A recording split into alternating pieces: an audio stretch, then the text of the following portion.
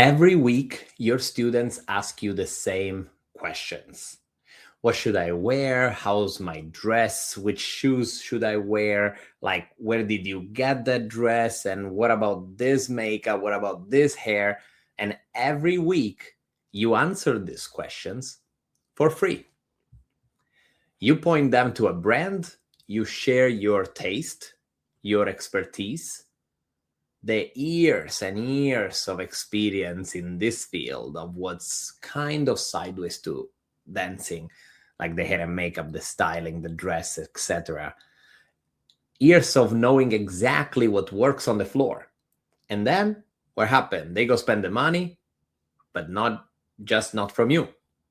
Here is what most dance professionals never realize. You're already the style authority in your studio. Your students already trust your eye. They already follow your recommendations. The only thing that is missing is actually a system that pays you for it.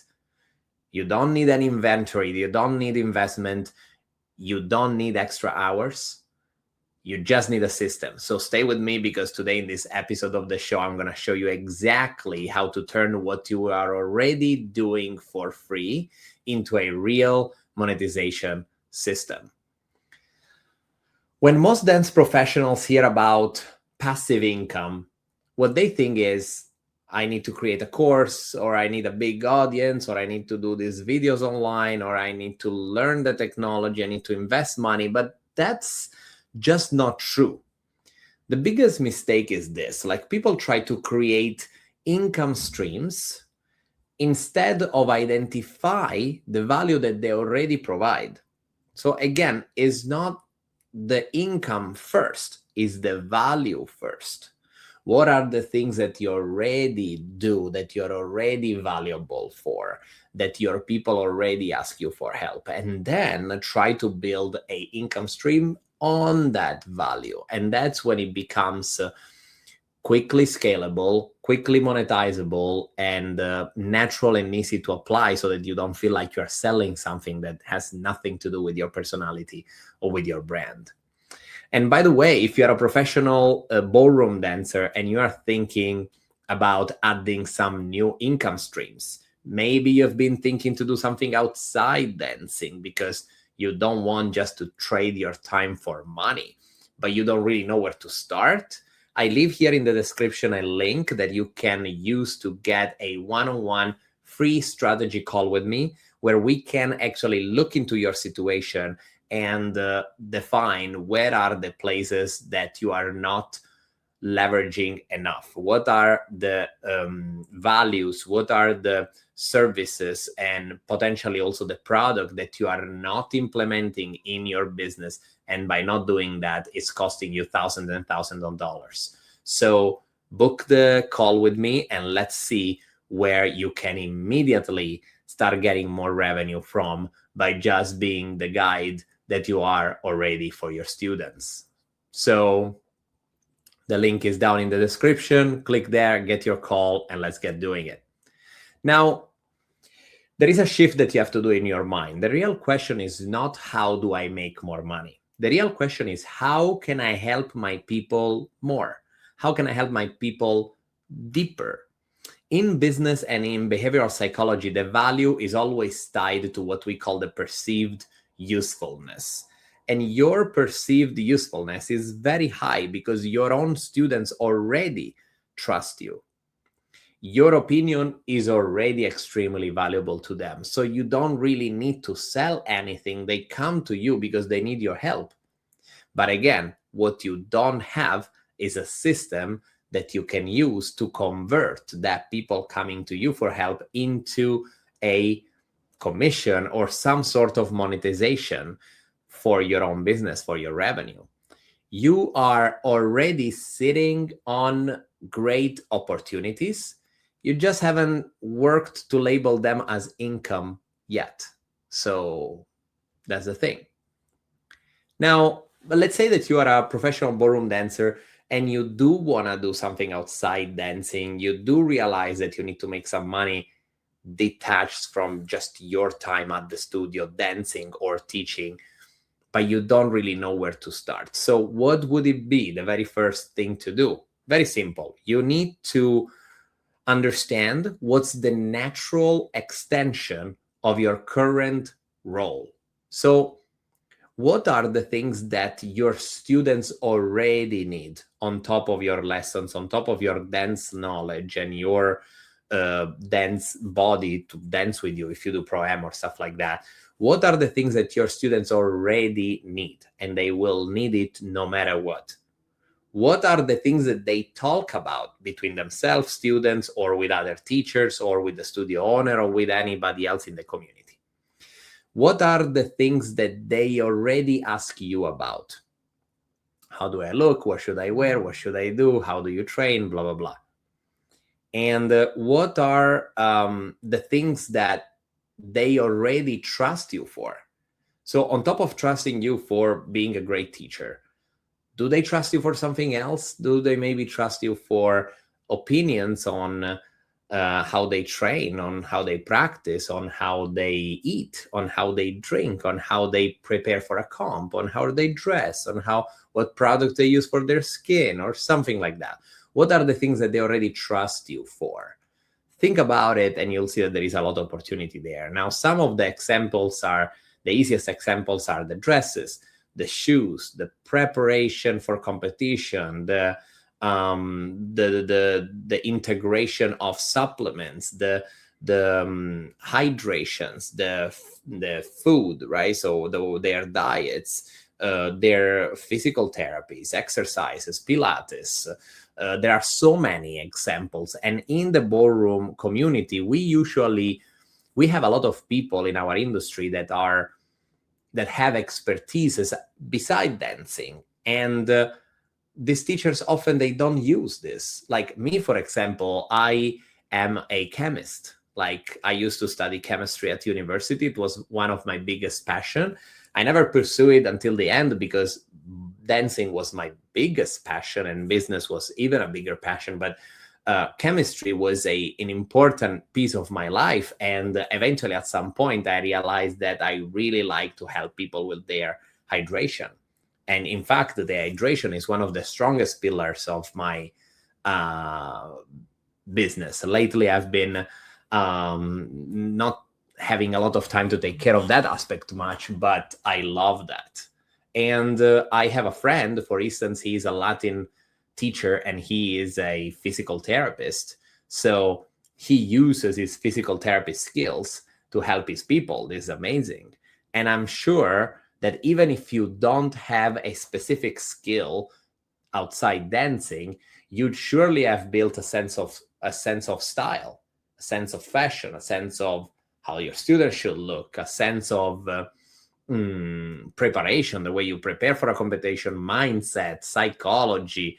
I'm sure that there is we are more than just dance teachers for our students. We are therapists, we are guides, we are much more than that, right? So start thinking about what are these things. Now, the easiest example that comes to my mind, if you wanted to start your very first passive income stream outside teaching, I would definitely 100% go with the fashion.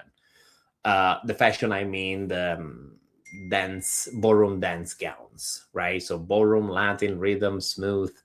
Why this works? Because dresses are always in demand. People always want to change them.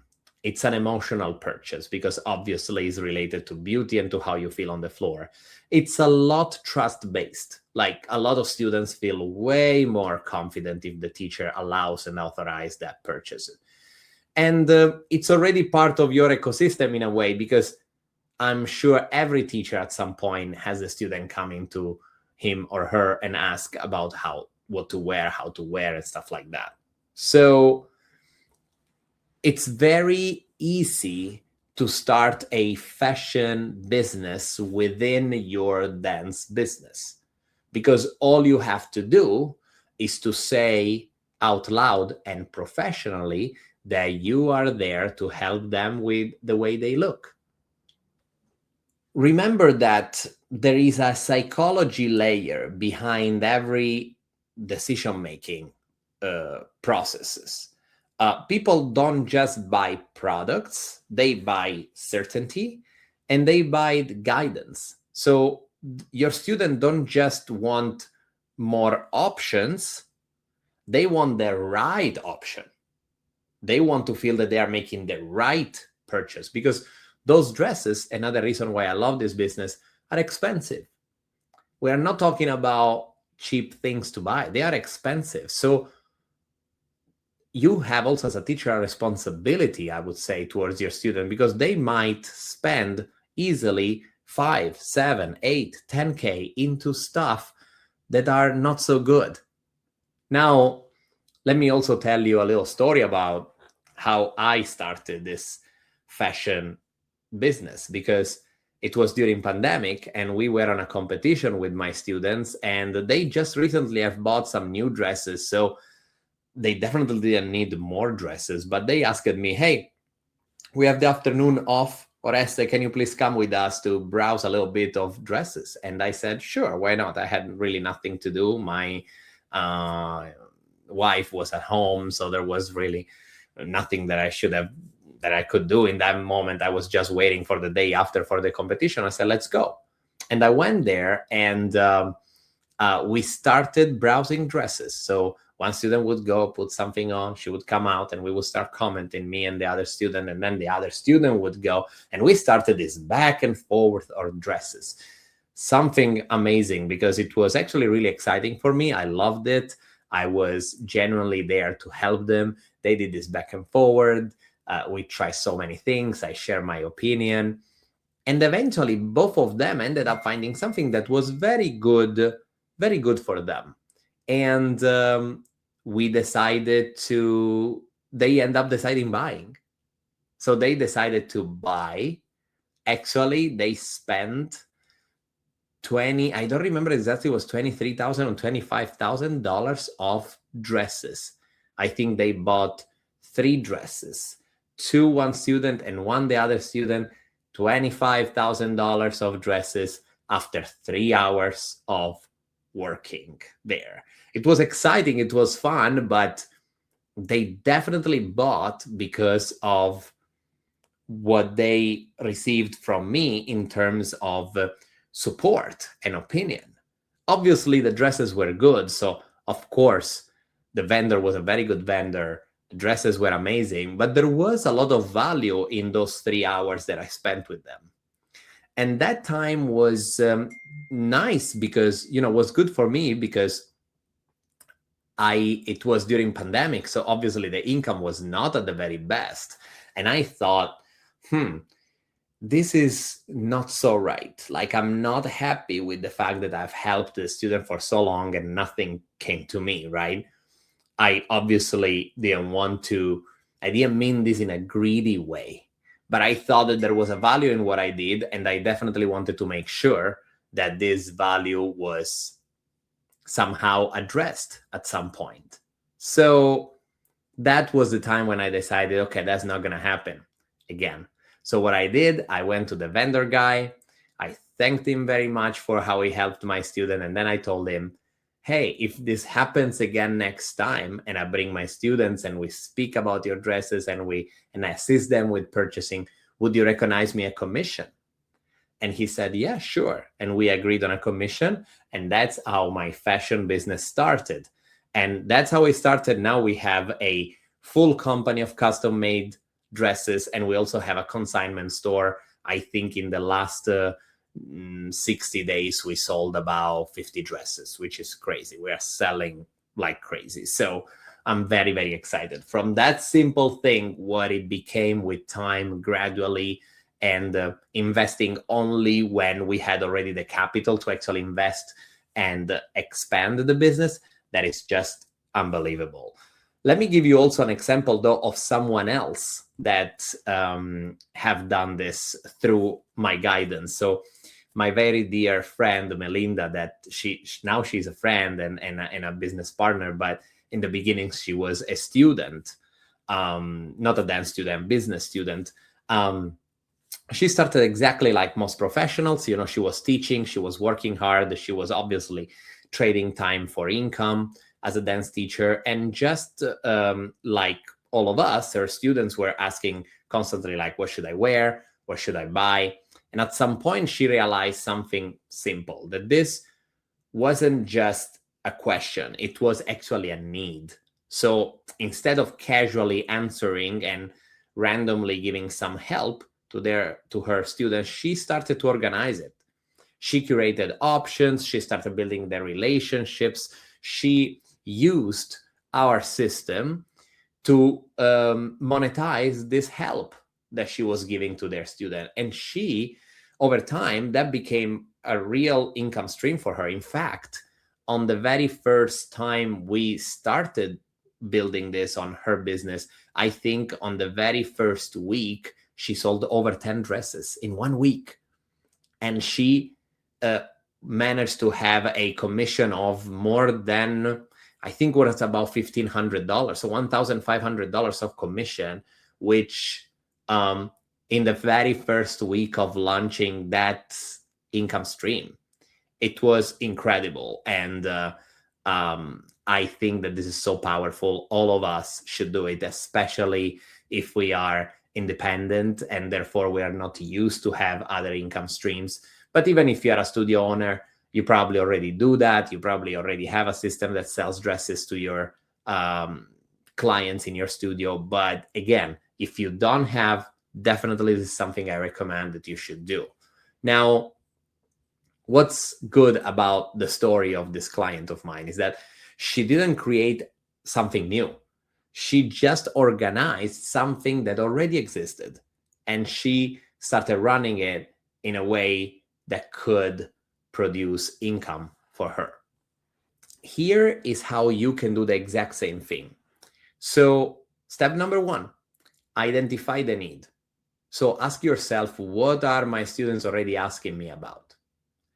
Step number 2, package that value. So understand how are you going to deliver it. In case of dresses, you obviously deliver just the dresses, but understand what's the system through which you deliver it. Is that it could be our consignment store, it could be a retail store of Ballroom dresses. Like, try to understand where you get the stuff that you can sell, right?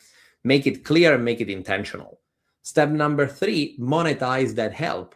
So if you are using a company that gives you, for instance, the dresses, you want to make sure you find a way, an agreement with them for a commission-based kind of relationship. Or if this applies to other stuff, it could be that maybe you are inside a network marketing company and therefore they already release commission for when you refer, or create your own shop. Find a way to make it work for yourself. So money, basically the income, is the byproduct of organized value. So again, if this is something that is familiar to you in terms that you would like to achieve that kind of confidence to get to do this, this is exactly what we help dance professionals build inside our Dancepreneur program. We identify opportunities that already exist in your business so that we can turn them into structured income streams. So if you want help mapping this out for your situation, you can book your free Dancepreneur strategy call with the link below on the description. So go ahead, don't miss this opportunity. Let's talk. I'm looking forward to speak directly to you to see how we can implement this for you. Now, the moment you start thinking like this, you stop being like just a dance teacher and you start becoming a real dance CEO, a real business owner. A teacher gives advice, but a business owner builds systems. And that's what you want to start do. And that's what we help our people do. In behavioral psychology, we know about something very important, that people value things much more when they are guided, simplified, and in a way made certain. So when you basically provide clarity to your clients, you are actually increasing the perceived value. If you give clarity to it, if you teach your people about it, they value more that thing that they're purchasing. And when the perceived values increases, then obviously the willingness to invest goes up. So if you are ready to stop relying only on your teaching hours and start building additional income in a way that actually makes sense for your career, that it matches with your brand, with your style, I invite you to book a free Dancepreneur strategy session with me right now with the link you find below in the description. We'll look at your current situation and we'll identify where you can start creating additional income streams using what you already have without having to invent anything new. The link is right below the video, so make sure you use it to book your call. Now, the future of ballroom, the future of the dance industry belongs to the professionals who don't just master the art of dance, but to also learn how to build around it. Because real freedom doesn't come from working more, it comes from building smarter. Hope that served you. See you next time.